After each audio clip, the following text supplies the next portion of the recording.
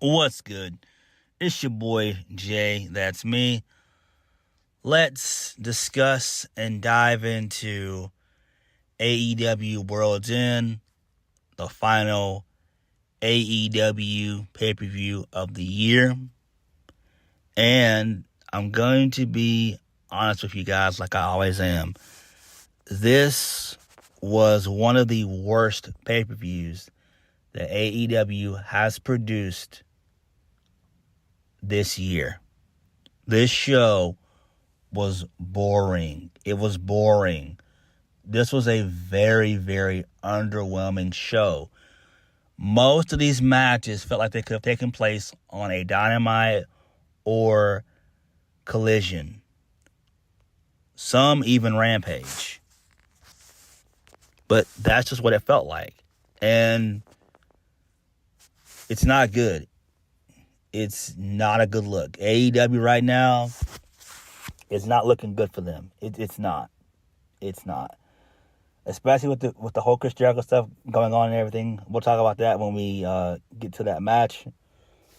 But, man, this show was just objectively not good. It just was not good. I did enjoy Edge and Christian. Like, they did fairly well. But everything else just wasn't good. So we're going to go ahead and get into the pre-show fairly quickly. I didn't watch it at all, but there are 3 matches on the 0 hour. So we had Kris Statlander versus Willow Nightingale. Willow Nightingale, she wins, so it doesn't really matter. Moving on. There was also a video package that took place for Serena Deeb, so she's going to make her return in due time, which is great. Killswitch, a.k.a. Luchasaurus, won the 20-man Battle Royal, so he'll get a future TNT championship match whenever he wants. It's basically like Money in the Bank, basically, but Royal Rumble style. Then Hook versus Wheeler Yuta. Hook wins via the Red Rum. So there's that. On to the main show. So the first match of the night was an 8-man tag, which I do not like 8-man tags. Why? Because they're lazy. It's just to get everybody on the show. And you already have another 8-man tag, so you have 2 8-man tags on this show, which is not a good look. Not a good look. So it was an 8-man tag featuring Claudio Castagnoli, Bryan Danielson, Mark Briscoe, and Daniel Garcia versus Jay White, Jay Lethal, Roosh, and Brody King. So Daniel Garcia gets the win via a roll-up. He rolled up I want to say Claudio, I think. So that's he rolled up Jay Lethal. My bad. So there was one part in the match where I think one of the 2.0 guys, the big one, the hefty one, where he got involved, and Brody King just punked out the fat guy from 2.0, punked him out, which is pretty funny. He called him a bitch. He said he wasn't going to do shit. So that was pretty funny there. I enjoyed that. Pretty funny shit right there. So this was just a time killer. This was pretty much filler. Again, I don't like stuff like this. I just don't. It is what it is, though. Post-match, Brody King sucker punched Matt. I think his name was Matt Menard. He sucker punched him, so okay, I guess not really all that important. Who really gives a shit? We didn't get to see it though, but it is what it is. Moving on. Next, Miro versus Andrade El Idolo with CJ Perry on the side of Andrade. So Miro gets the win via the game over. Lana backstabs. I mean, my bad. CJ Perry backstabs Andrade. So that makes sense. So she's on the side of her husband. Miro wins via game over. So Andrade's going to go back to CMLL for a small bit. I think he's just going to go back for a match. And hopefully he goes back to WWE in the process. Because I'm so over Andrade being in AEW. AEW has fucking failed Andrade to the highest degree. I don't know how you botch somebody like Andrade, but they've botched him beyond belief. Andrade has just floundered in obscurity for months. Well, you might as well just go ahead and say his the entirety of his AEW run has been botched, basically. So, moving on, Toni Storm versus Riho. But she also had Mariah May and Luther by her side. It was for the AEW Women's World Championship. Toni Storm gets the win. I am so tired of Riho. She sucks. She fucking sucks.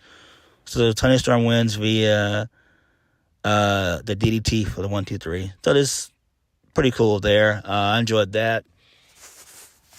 Now, the reason why I'm mentioning this here, let's talk about Sasha Banks real quick. So it's reportedly being reported that, allegedly, that stuff with WWE has fallen through. And it's not going to work out, it seems like. And that's a lie. Sasha Banks is going to be at the Royal Rumble. Mark my words. Like, that's all I'm going to say about it. It's just common sense. Moving on.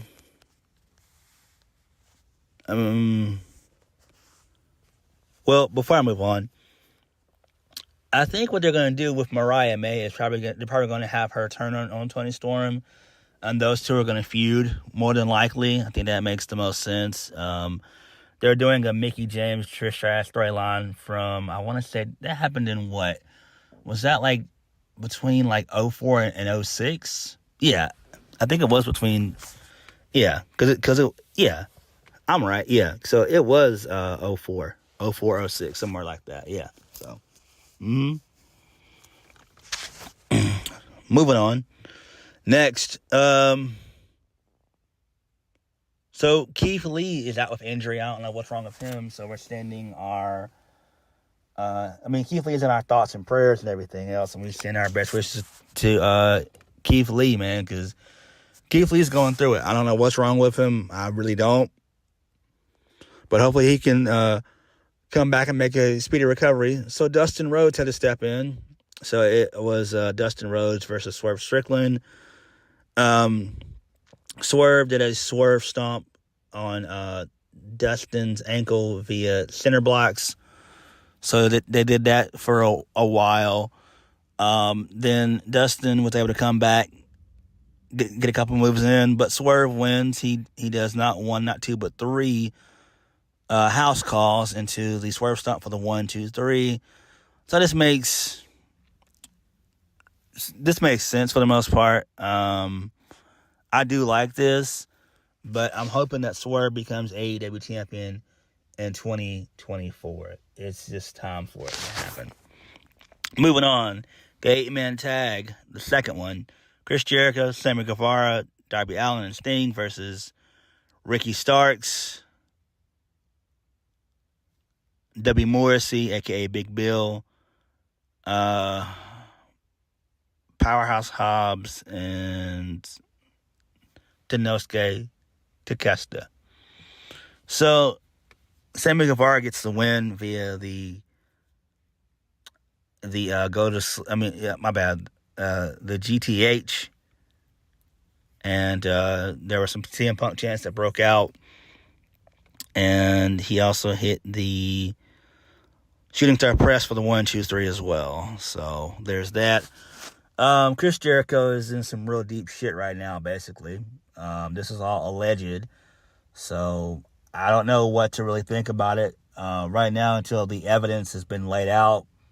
don't jump to conclusions. I know how dummies on the internet just want to just, take people's words at face value. It's like, you can't do that. You can't make an opinion or an assumption, whatever, via social media. Wait till all the evidence comes out, okay? That's all I'm going to say about it. Enough is enough of this bullshit. I'm so tired of fucking social media thinking that they are prosecutors and judges and, juries and executioners and all that shit. No, you're not. You're not lawyers. You're not district attorneys. You're none of that. You're just dumb, ignorant motherfuckers on the internet thinking that they know the law when they don't. Wait until shit comes out. Wait until the evidence is all out on the table. And we'll judge this thing by facts. That's it. That's all I'm going to say about this shit. Moving on.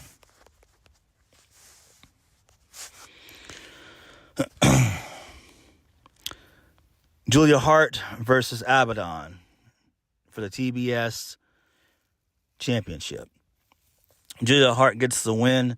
Sky Blue got involved. She threw Abaddon off the top rope.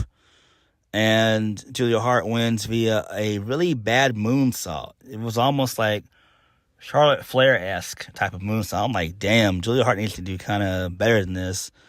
The crowd didn't really give a damn about it, and I didn't give a damn about it either. So, yeah. Next, Christian Cage versus Edge. No DQ for the TNT Championship. This match was solid. I enjoyed it. So, early on in the match, Edge got busted open because Christian Cage poked him in the eye with a kendo stick and he started bleeding. So that was pretty cool there. I enjoyed that. There was a fight scene early on. Christian couldn't even make his full entrance out. Him and Edge started brawling on the stage and stuff. So that was cool. So then they bring out a table.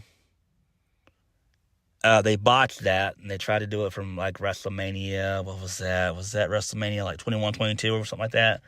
I want to say WrestleMania 23 with Edge and Mick Foley. So they tried to do that. The table wouldn't light or whatever, so it ended up lighting, and Edge did a powerbomb to Nick Wayne. That was fucking awesome. I enjoyed that. Then they set up a table in the apron. So Edge did a spear on... Christian speared Edge to the table. Also, Edge tried to do a concerto to Christian. So the finish came with Edge hitting a low blow on Christian Cage, and he followed that up by the Killswitch for the 1-2-3. So Edge is now the new TNT champion, but it was only short-lived because post-match, Killswitch, a.k.a. Luchasaurus, comes out, and he beats down Edge. He chokeslams Edge on an unfolded steel chair. He does it again. And then Killswitch tries to cash in. So Christian Cage, he comes in and he demands that Killswitch hands him the contract. Christian Cage signs it. Killswitch leaves. And then he spears Edge for the 1-2-3. And new TNT champion, Christian Cage. So, to me, this is beneath both Edge and Christian. It really, truly is. I don't know why they did this, but, the match itself was fine. I enjoyed it. The story continues. So, they're 1-1. So, I'm guessing we end this feud at Revolution. That would make the perfect sense. That would make smart sense, if we're being honest. So, hopefully, we go that route. Who wins the feud here? I want to say Edge, if we're being honest, and then that way we can reunite Christian Cage and Edge. I think that'd be great. Moving on. Continental Classic Finals. Eddie Kingston versus Jon Moxley. Eddie Kingston wins via a spinning back fist. this was kind of boring. I really wasn't really into this match. I was kind of out of it. I thought they were going to do more, but they didn't. It was just chops and shit. And I'm not really a big fan of that. It was just chops and German suplexes. It's like, come on, like, we need more of that European strong style. Not this, like, 90s Japanese strong style that, for whatever reason, Eddie Kingston loves, for whatever reason. I don't know why. I don't know what the fuck is up with Eddie Kingston with that, but it is what it is. But Eddie Kingston wins, which is great. It was predictable. So, Eddie Kingston is now a Triple Crown champion, and they're going to do another one of these next year. I'm just like, oh my God, no. Like, no. You don't need to do an annual tournament. You just don't. Again, AEW is not New Japan, nor is it NXT. Like, stop it with these fucking tournaments. Damn. Main event, Samoa Joe versus MJF for the AEW World Heavyweight Championship. Samoa Joe wins. He chokes out MJF via the clutch. The referee was checking on MJF's arm. He wasn't able to get it up in time, and MJF was just out like a light. Post-match, Adam Cole comes out. Well, no, he was already out with MJF anyway. So he tries to console he tries to console MJF. So the Devil and Company, they show up. They beat down MJF. MJF tries to protect Adam Cole. So they hold Adam Cole to make him watch what they're about to do. Then MJF and Adam Cole, they're telling the Devil guys not to hit either of them. Lights go out, come back on. So Adam Cole sitting in a chair with the mask guys. The Devil's henchmen, they unmask. And it's predictable. It's the Kingdom and Wardlow. And then Roderick Strong does a flying knee. And then a power bomb to take out MJF. And then Adam Cole poses with them. And we go off the air. And it's just like, oh my God, this shit was so predictable. Again, I wanted it to be Jack Perry just to troll the fans and to just see people lose their shit on Twitter and social media and all this and third, and people going on their podcast and complaining and all this shit. I would have loved to see the meltdown of the IWC. That would have warmed my heart. That would have been so fucking great if that would have happened. But Adam Cole being the Devil was predictable. It is what it is. I wish that they would have done better with this because MJF needed to be written off television. I wish they would have beaten him down so that way he can be off television for a while. Samoa Joe being champion to me is fine. Smart decision anyway. Wise decision because MJF is injured, legit injured. So a torn labrum, I looked up, it usually takes about, I think, 3 to 4 months to heal. Samoa Joe should be champion till at least Double or Nothing, which is May of next year, which would be fine. So you give him like a 5-month reign. You can still always come back to Adam Cole and MJF and and everything else. And anyway, Samoa Joe being champion, right decision, right call there. The match to me was just dog shit. This should have ended in like 10 minutes. One good thing about the show is that it went out before midnight. So that's one good thing that I'm happy about. And I'm glad that it occurred like that. But MJF did not have a good reign as champion. His reign was quite boring. It was very, very boring. And I'm glad that he's no longer champion right now. So Samoa Joe, being the captain of the ship, should be fine. He's also in league with the Devil, with Adam Cole and the Kingdom and Wardlow. So, yeah.